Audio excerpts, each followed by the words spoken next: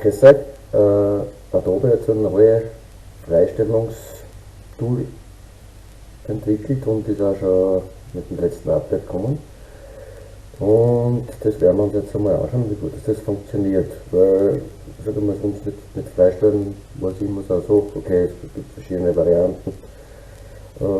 Deswegen fotografiere ich immer auf grauem Hintergrund und grauer Boden, so wie es bei mir im Studio ist. Und jetzt werden wir uns das anschauen, wie das neue Tool auswählen mit Motiv, wie das funktioniert. Bin gespannt. Ja, dann schauen wir uns das jetzt einmal an, wie das funktioniert mit dem neuen Auswahltool Motiv. Okay, jetzt da am Morgen fotografiert. Wie immer bei mir grauer Boden, grauer Hintergrund. Das ist eigentlich Standard bei mir. Mit zwei noch Hintergründe aufgehängt, weiße, schwarz und grau, weil eben drei Aufhänger zur Verfügung sind. Ich brauche es ziemlich selten, ab und zu den schwarzen vom Motto und ab und zu den weißen. So, wie funktioniert das Tool jetzt da? Ich kann mir da jetzt einen Hintergrund super einfügen. Ich habe da jetzt da passend zu dem Stil einfach ein Hintergrundbild ausgewählt. Schauen wir mal, wie das funktioniert. So, mal auf ineinander kopieren. Ja, respektive, ja, okay, lassen wir mal so. Man sieht da eigentlich die Kante hinten, wo die Mauer beginnt. Das passt ungefähr dort hin. Okay, so, wie wählt man jetzt das Model aus? Da gibt es das neue Tool, Auswahl, Motiv. Und dann schauen wir uns das einmal an, wie das funktioniert. Okay, schaut eigentlich nicht so schlecht aus.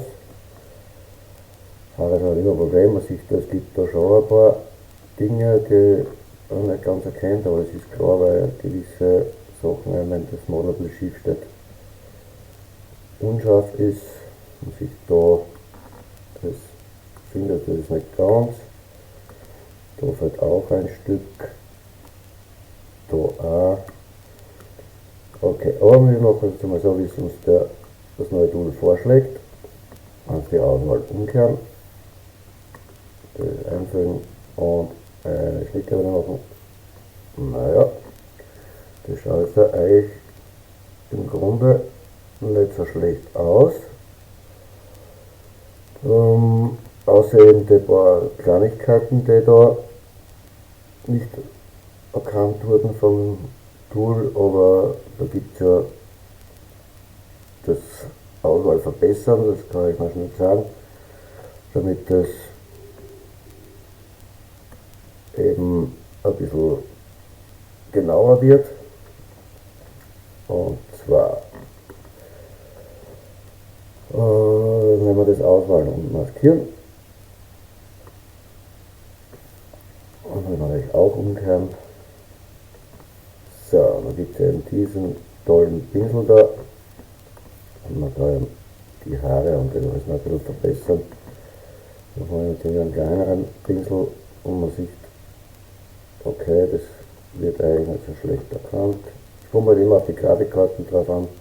Je besser die Grafikkarte, umso genauer wird das erkannt. Da hat es Probleme gegeben. Schaut drüber, da beim Kinn war es ein bisschen okay. Da haben wir gesehen, da geht es da rein. Okay. Wie gesagt, bei miteinander kopieren ist es nicht so hundertprozentig genau, weil man beim fertigen Bild das eigentlich nicht sieht. Und die Füße lassen wir jetzt mal so, weil die sind nicht so dunkel, die Schuhe da unten, weil man eigentlich das nicht sieht dann am fertigen Foto. Ein paar durchsichtige Sachen sind noch da, ein bisschen, schauen wir mal, ob man da, ja, ein bisschen geht's. Da auch. Schauen wir mal. So, und die Locken da. Schauen wir. Okay. Das ist noch immer nicht ganz, aber schauen wir, wie es ein fertiges Foto ausschaut. Man kann hinterher noch immer ausbessern. So, naja. Das schaut eigentlich relativ gut aus. Dann nehmen wir da noch kann man ein bisschen tricksen, dass man da eben das dann schöner macht.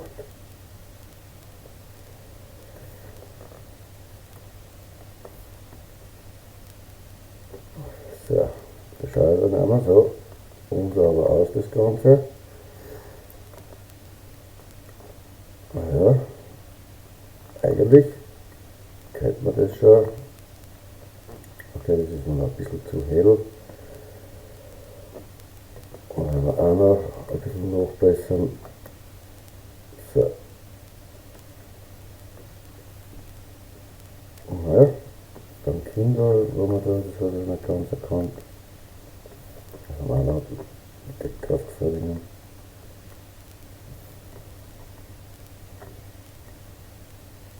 Das ist nicht mehr zu viel.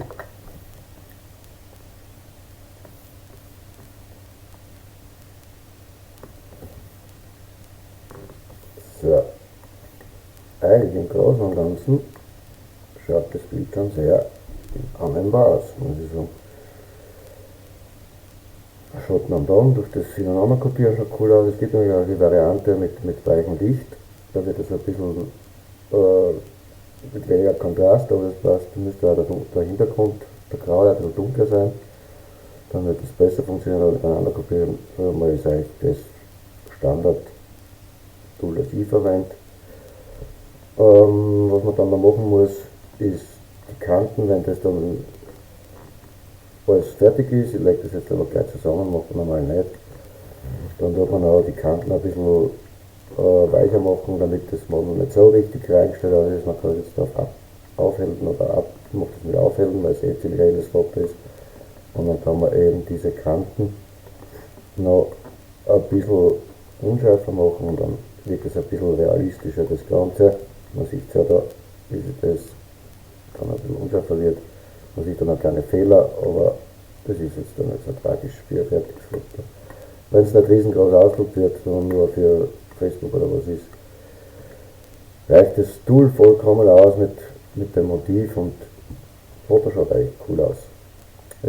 Falls ihr irgendwelche Fragen habt, dazu einfach melden, kommentieren, ich gebe euch da gerne Auskunft. Und viel Spaß mit dem neuen Update von Photoshop.